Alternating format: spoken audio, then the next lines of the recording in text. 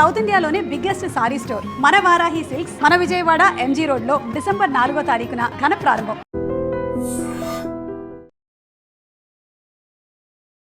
నమస్తే, welcome to I dream talking point with Kavitha.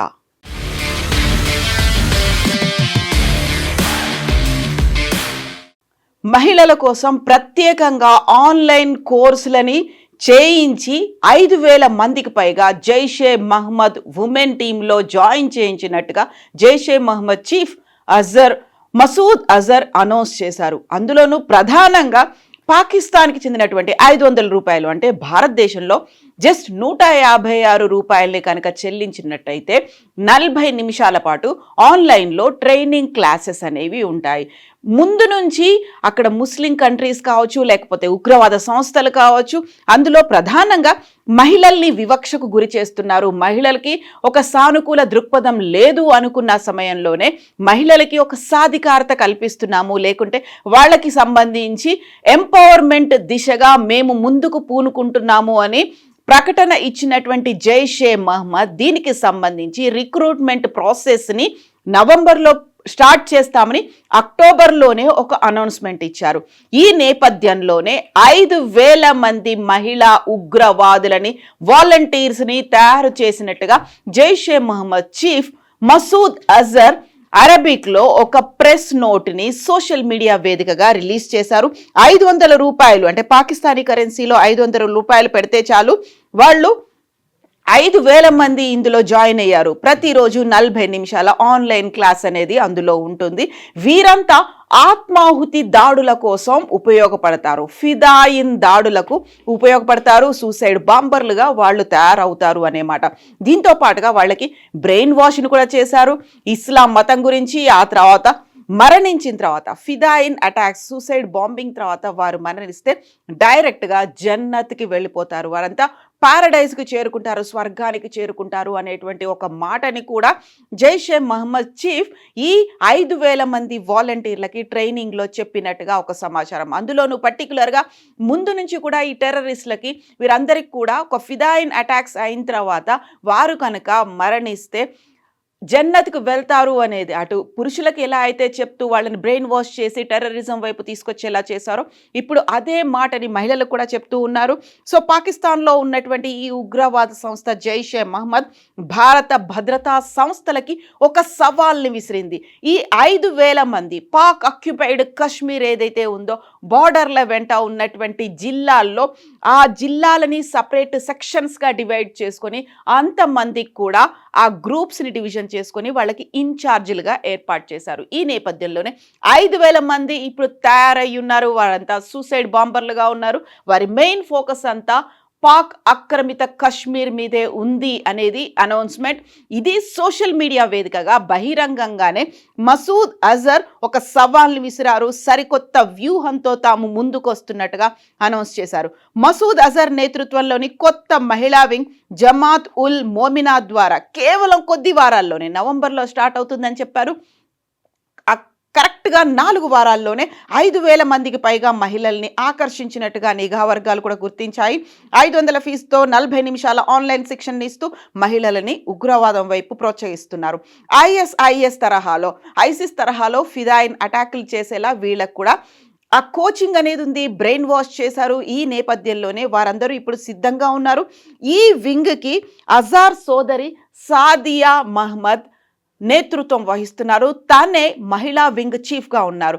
So ప్రేక్షకులకు గుర్తుండే ఉంటుంది, ఢిల్లీలో ఎర్రకోట దగ్గర బాంబ్ బ్లాస్ట్ ఇన్సిడెంట్ జరిగినప్పుడు ఆ వచ్చినటువంటి లీక్లని పట్టుకొని చూసిన తర్వాత, కూపీ లాగిన తర్వాత ఒక డాక్టర్ని, అల్ ఫలాహ్ యూనివర్సిటీకి చెందినటువంటి ఒక డాక్టర్ని పట్టుకున్నారు, షాహిద్ షహీన్. తను ఈ ఉమెన్ వింగ్లో వర్క్ చేస్తున్నటువంటి మహిళ, అందులోనూ పర్టికులర్గా భారతదేశానికి సంబంధించి జమాత్ ఉల్ మోమినాత్ అధ్యక్షురాలుగా కూడా ఉన్నారు.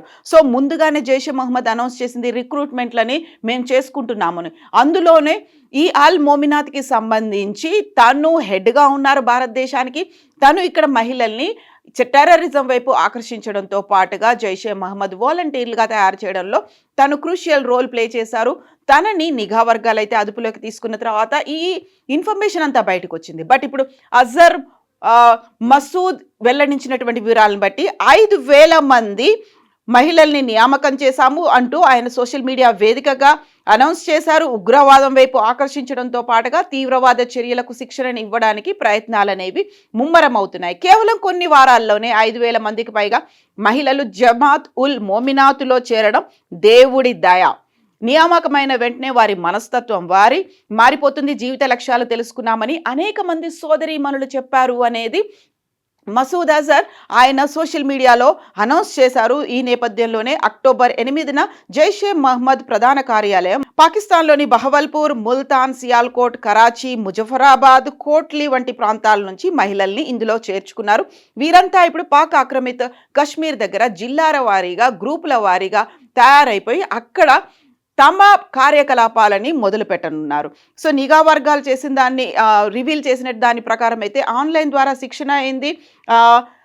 ISIS, హమాస్, LTTE తరహాల్లోనే ఆత్మాహుతి దాడులు అనేవి ఇందులో ఉండబోతున్నాయి. మహిళలతో ఉగ్రవాద బ్రిగేడ్లను ఏర్పాటు చేయడమే ప్రధాన లక్ష్యంగా తెలుస్తోంది. జమాత్ ఉల్ మోమినాత్ విభాగానికి మసూద్ అజర్ సోదరి సాదియా నాయకత్వం వహిస్తున్నారు. సో పహల్గామ్ ఉగ్ర దాడి జరిగిన తర్వాత భారతదేశం త్రివిధ దళాల నేతృత్వంలో ఆపరేషన్ సింధూర్ని చేపట్టింది. అందులో పహల్గామ్ ఉగ్రదాడికి ప్రతీకారంగా భారత్ చేపట్టినటువంటి ఆపరేషన్ సింధూర్లో సాదియా భర్త యూసఫ్ అజార్ మృతి చెందారు. సో ఇప్పుడు తనే మహిళా విభాగానికి అధ్యక్షురాలిగా ఉన్నారు. తన భర్తని ఆపరేషన్ సింధూర్ సమయంలో సాదియా భర్త యూసఫ్ అజార్ ఆ సమయంలో మృతి చెందారు. సో మరొక కీలకమైనటువంటి మహిళ కూడా ఉంది. ఆవిడ పుల్వామా దాడికి సూత్రధారి అయినటువంటి ఉమర్ ఫరూక్ భార్య అఫీరా కూడా ఉంది. ఎన్కౌంటర్లో ఫరూక్ మరణించిన తర్వాత ఆ అఫీరా కూడా ఈ విభాగంలోనే చేరింది. మహిళా విభాగంలో చేరిన సభ్యులకు పురుషుల తరహాలోనే దౌరాయే తస్కియా అనేటువంటి ఇండక్షన్ కోర్స్ అనేది ఉంటుంది. సో ఇందులో ఏంటంటే మా ఇస్లాం మతం గురించి కావచ్చు, వాళ్ళు తీసుకోవాల్సినటువంటి చర్యల గురించి కావచ్చు, లేకపోతే ఫిదాయిన్ అటాకుల గురించి కావచ్చు, మరణించిన తర్వాత జన్నత్కు చేరే అంశం గురించి కావచ్చు, వీటన్నిటిని కూడా దౌరాయే తస్కియాలో వివరిస్తూ ఉంటారు. ఈ బ్రిగేడ్లో చేరేటువంటి మహిళలు భర్తలు లేదా అత్యంత దగ్గరి కుటుంబ సభ్యులు తప్ప ఇతరులు ఎవరైనా సంబంధం లేని పురుషులతో ఫోన్ లేదా మెసెంజర్ ద్వారా కూడా మాట్లాడకూడదు అనేది కంప్లీట్గా వాళ్ళకి బ్రెయిన్ వాష్ చేయడం అనేది మొదలుపెట్టింది. ఆ దిశగా 5,000 మంది రెడీ అయినట్టుగా అనౌన్స్మెంట్ కూడా వచ్చింది. సో 13 మంది ఢిల్లీలో బాంబ్ బ్లాస్ట్ పేలుల్లో మరణించిన తర్వాత జమాత్ ఉల్ మోమినాత్ పేరు అనేది మొదటిగా బయటకు వచ్చింది. ఆ నేపథ్యంలోనే షాహిద్ షహీన్ అనే ఒకటి డాక్టర్ని కూడా అనౌన్స్ చేశారు. సో అప్పుడే వైట్ కాలర్ టెర్రర్ అటాక్ అనేది బయటకు వచ్చినట్టుగా అనౌన్స్ చేశారు. ఈ నేపథ్యంలోనే మహిళలకు ఆన్లైన్ ద్వారా రిక్రూట్మెంట్ ఇవ్వడంతో పాటుగా POKల పాక్ ఆక్రమిత కాశ్మీర్తో పాటుగా అక్కడ ఉన్నటువంటి ఉగ్రవాద సంస్థల్ని బలోపేతం చేయడం, ఎట్ ద సేమ్ టైం ఎక్కడైతే స్లీపర్ సెల్స్ ఉన్నాయో వాటిని యాక్టివేట్ చేయడం, మరికొంతమందిని ఇటువైపు ప్రేరేపించి ఈ ఫిదాయిన్ అటాక్స్ కోసం జైషే మహమ్మద్లో భాగంగా చేయడం అనే దాంట్లో భాగంగా మహిళా విభాగాన్ని ప్రారంభించారు. మసూద్ అజర్ తన 2 చెల్లెళ్ళకి ఇందులో కీలకమైనటువంటి బాధ్యతలు ఇచ్చారు. అందులోనే సాదియా కూడా ప్రముఖంగా ఉంది. తనకి ఇప్పుడు ఉమెన్ వింగ్ ప్రెసిడెంట్గా ఉన్నారు. తుఫత్ అల్ మోమినాత్ పేరుతో ఆన్లైన్ శిక్షణలు అనేవి కూడా కొనసాగుతున్నాయి. ఈ నేపథ్యంలోనే చాలా కీలకమైనటువంటి ప్రక్రియ నవంబర్ 8 నుంచి ప్రారంభమైంది. 5 నిమిషాల్లో ఉపన్యాసాలు అనేవి ఉంటాయి. దీంతో పాటుగా మసూద్ అజర్ చాలా కీలకమైనటువంటి ఇంకొక విషయాన్ని కూడా ఈ మధ్యన మసూద్ అజర్కి సంబంధించి ఒక ఫోన్ కాల్ అనేది కూడా లీక్ అయింది. ఆ లీక్ అయినటువంటి నేపథ్యంలో వీళ్ళందరినీ కూడా జైషే మహమ్మద్కి ఎవరైతే వ్యతిరేకంగా ఉన్నారో వాళ్ళందరినీ ఎనిమీస్గా భావిస్తున్నారు. వారి మీద అటాక్ చేయడానికి జైషే మహమ్మద్ ఇప్పుడు ఈ 5,000 మందికి ట్రైనింగ్ ఇచ్చినట్టుగా తెలుస్తోంది. At the same time women wings ఏవైతే ఉన్నాయి, enemies of Jaish have put Hindu women into the army and setup female journalist against us అనేటువంటి ఒక మాట. సో జైషే మహమ్మద్కి వ్యతిరేకంగా ఎనిమీస్గా ఉన్నటువంటి హిందువులంతా మహిళల్ని ఏకం చేస్తున్నారు. వారిని జర్నలిస్టులుగా తయారు చేశారు. మహిళా జర్నలిస్టులు అయ్యారు. వారంతా ఇప్పుడు జైషే మహమ్మద్కి వ్యతిరేకంగా మాట్లాడుతున్నారు అనేటువంటి మాటను కూడా ఆయన ప్రొవోక్ చేయడానికి, పోక్ చేయడానికి, లేకుంటే వాళ్ళని ఎంకరేజ్ చేయడానికి మహిళల్ని ఉపయోగించుకున్నారు. సో హిందువులు మహిళల్ని ఉపయోగించుకొని వాళ్ళని జర్నలిస్ట్గా తయారు చేస్తున్నారు. వారంతా మనకు జైషే మహమ్మద్కి ఎనిమీలు. కాబట్టి మీరు ఒక ఎనిమీలకి ఎనిమీస్గా మీరు తయారవ్వాల్సినటువంటి అవసరం ఉంది. మీరంతా వాలంటీర్స్గా తయారవ్వాల్సినటువంటి అవసరం ఉంది. మీరంతా ఫిదాయిన్లుగా మారాల్సినటువంటి అవసరం ఉంది అనేటువంటి బ్రెయిన్ వాష్ను కూడా చేస్తున్నారు. Will go straight to paradise from her grave after death. చచ్చిపోయిన తర్వాత ఆ సమాధి నుంచి వాళ్ళు డైరెక్ట్గా స్వర్గానికి వెళ్ళిపోతారు. ఇలాంటి మాటలన్నింటినీ చెప్తున్నారు. At the same time main focus అంతా కూడా పాక్ ఆక్రమిత కాశ్మీర్లో అక్కడ ఉన్నటువంటి మహిళల్ని ఎంకరేజ్ చేయడం కావచ్చు, లేకుంటే స్లీపర్ సెల్స్ని యాక్టివేట్ చేయడం కావచ్చు, లేకపోతే మారణాయుధాల అక్రమ రవాణా, డ్రగ్స్ అక్రమ రవాణా, ఆ తర్వాత అక్కడ నుంచి టెర్రరిస్టులని ఇక్కడికి తీసుకురావడం, వీటన్నిటిలోనూ వీరికి శిక్షణ ఉంది. ఎట్ ద సేమ్ టైం ఇస్లాం మతం గురించి కూడా, వారు చేయాల్సినటువంటి ఆత్మాహుతి దాడుల గురించి కూడా వారికి రెగ్యులర్గా అయితే బ్రెయిన్ వాష్ అనేది చేస్తున్నారు. ఈ నేపథ్యంలోనే అలర్ట్ అవ్వాల్సినటువంటి అవసరం ఉంది అనేది నిఘా వర్గాలు కూడా భావిస్తున్నాయి. అందులోనూ బహిరంగంగా అఫీషియల్గా మసూద్ అజర్ సోషల్ మీడియాలో ఒక ప్రెస్ నోట్ని రిలీజ్ చేయడం, 5,000 మందిని మేము రిక్రూట్ చేసుకున్నామని చెప్పడమే అలార్మింగ్ బెల్స్ మోగిస్తోంది అనేది. అందులోనూ ఉమెన్ ఎంపవర్మెంట్, కొంచెం మహిళలకి దూరంగా ఉంటారు, మహిళల్ని వివక్షకు గురి చేస్తున్నారు, మహిళల్ని బుర్కా వేసుకునే ఉండాలి, మహిళలు పురుషులతో మాట్లాడకూడదు, మహిళలు బయటకు రాకూడదు అని ఇలాంటి నిబంధనలు పెట్టినటువంటి ఇస్లామిక్ కంట్రీస్ ఏదైతే ఉన్నాయో వాటికి సంబంధించి ఉన్నటువంటి టెర్రరిజం ఇప్పుడు మహిళల దృక్కోణంలో ఆలోచించడం మొదలుపెట్టింది. మహిళల్ని ముందు పెట్టి అటాక్స్ చేయాలని చూస్తోంది. మహిళలకే ఒక 5,000 మంది మహిళల్ని రిక్రూట్ చేయడం అంటేనే, అందులోనూ చాలా పర్టికులర్గా జస్ట్ భారతదేశ కరెన్సీలో 156 రూపాయలు, అంటే అదే పాకిస్తాన్ కరెన్సీ 500 రూపాయలకే ఆన్లైన్ కోర్సు డైలీ 40 నిమిషాల పాటు. సో వాళ్ళు ఎంతగా టెక్నాలజీని యూజ్ చేసుకుంటున్నారు అనేది కూడా అర్థమవుతోంది.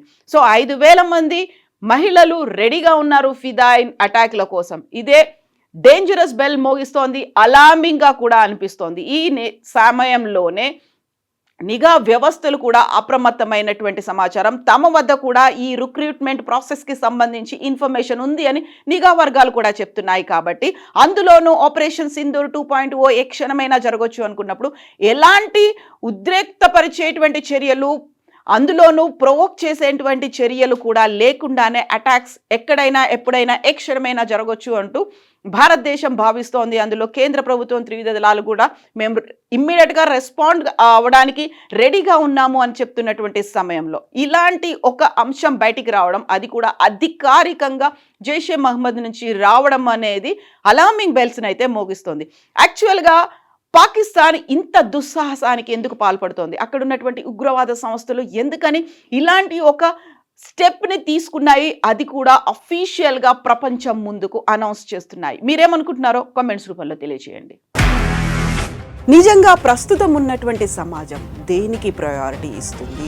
ఆర్థిక సంబంధాల చుట్టూ మాత్రమే తిరుగుతోంది. మళ్ళీ ఎన్నికలంగానే చాలా విరక్తి కలుగుతున్నాం. మంచి అనిపిస్తుంది కదా, లేడీస్ కూడా ఛాలెంజింగ్ జాబ్స్ చేసినప్పుడు చాలా బాగుంటది. ట్రాఫిక్ అసిస్టెంట్స్ గా నియమించిన ట్రాన్స్జెండర్స్ అందరితో సాల్యూట్ చేయించుకుంటున్నారు. ఫుడ్ డెలివరీ ఇవ్వటానికి వెళ్ళినటువంటి డెలివరీ బాయ్ అనిల్ పై కళ్ళ ముందు పెళ్ళండి